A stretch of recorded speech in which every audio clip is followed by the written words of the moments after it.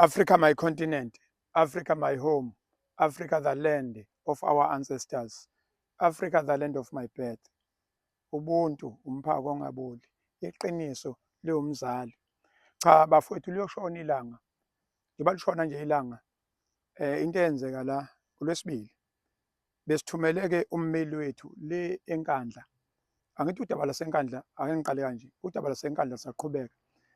La uyakhumbula lo mndeni la kwashona khona izingane ngenxa yesimo se-satanism, wo-spiritual, obani, yonke nje leyo nto leyo. Kwase kuboshwa-ke abazali balezo ngane nomthandazo wayekhona lapho ukuthi-ke kuyasolakala ukuthi umbuso uyasola ukuthi banesandla esikhulu ekushoneni kwey'ngane. So namhlanje-ke bekuwusuku la ukuthi ummeli besemthumelile ethunyelwa njalo yinina ngebhakede leni ukuthi ahambe-ke eyolanda ini lokhu okuthiwa indictment. Indictment beyilande kuphi? ENkandla, kodwa isuke eMaritzburg phela. Angithi uyakhumbula ukuthi lolu daba selusenkantolo enkulu yase-South Africa, angithi i-High Court.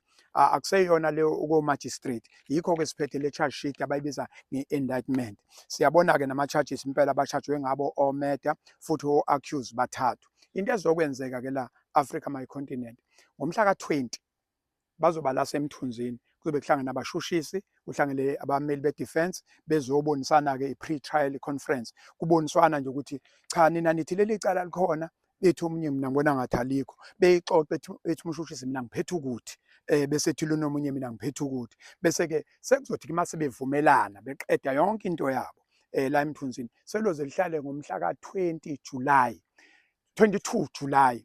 Luzohlala-ke uma usuka ku-22 July leli cala lizodonsa 8 days, libekelwe u-8 days ukuthi-ke ludonse ngendlela yokuthi-ke kutholakale ngempela ukuthi laba bantu baba nesandla yini ukuthi kugcine kushone izingane zabo. Banganesandla yini eyenza ukuthi kusolakale bona? Uma benesandla begcine-ke bevalelwe, okuwukuthi-ke vele thina sifuna i-justice, kodwa okwethu sobalekelela si-Afrika nganandi ibhakede, ngoba ngempela loya mphakathi, hhayi mphakathi, loya mndeni ngendlela ontula ngakhona bebengeke beze bekwazi ukube beningekho nina, bebengeke beze bekwazi ukuya e-High Court lingekho leli bhakede. Kodwa ngoba enye into evelayo kuwukuthi-ke sesuke sibuze nje nanokuthi abantu besichazele ukuthi amacala anjena ajwayele ukuthi ebe khona la uthola ukuthi abantu kunomuntu oshonile ngento ekusolakala ukuthi i-satanism, ngoba imimoya leya emibi eyayikhona ekhungethe iy'ngane.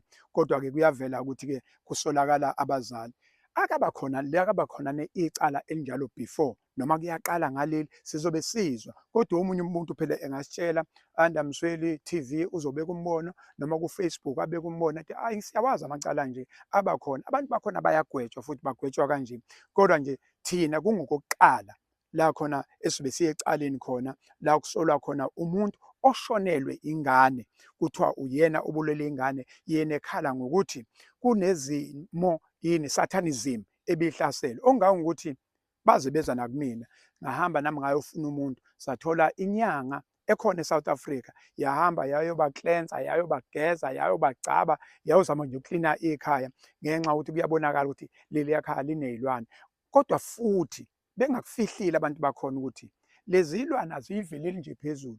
Ubaba wakhona okuwumkhulu walezi ngane ngesikhathi esaphila emhlabeni wayithwele nalaba bafana, small boys. Kusho ukuthi le nto-ke ma sisale seshonile isihamba nje ibamba unoma ubani osegcekeni. Kodwa manje kuhlupheka-ke okwadalwa yilo baba osuwashona sekuholela umakoti wakhona nomshana wakhona enkantolo, ongangokuthi bengagcina beboshelwa ukuthi-ke kune-satanism esegcekeni okwaziwayo ukuthi yafika ngobaba waleli khaya. Lokho sikuzwa ngobani? Indodana yakuleli khaya esho ukuthi cha, ubaba wayithwele. Sinjenje la ekhaya ububha bunjena nje, ubaba wayethi uzama amandla kanti ushonisa phansi kakhulu. Kodwa-ke hlala la eduze kwethu, andamsweli TV, sizokwethulela ukusuka nokuhlala ngoba silokhu sikhona nje silalele, sobe sikhona emthunzini ekwenziwa i-pre-trial conference, sobe sikhona.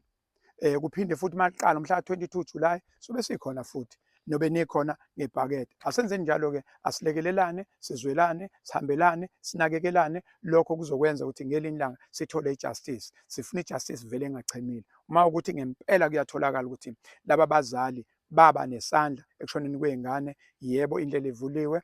khona eWestville makuyiwe eWestville noma yiliphi ije noma kuyiwe eNcome akuyiwe khona. Kodwa uma kuwukuthi ngempela kunamanqina enyathi kuyoba buhlungu ey'nhliziyweni zethu. Angehle ngobona njengesicabacaba ngethemba lokuthi siyokhuluma ngomhla ka-20 kuzoba umhla ka-20 la emthunzini enkantolo sesikhona sonke pre-trial mhlawumbe i-conference call bongifaka kwi-conference call nami ngibalale ukuthi bathini. I thank you.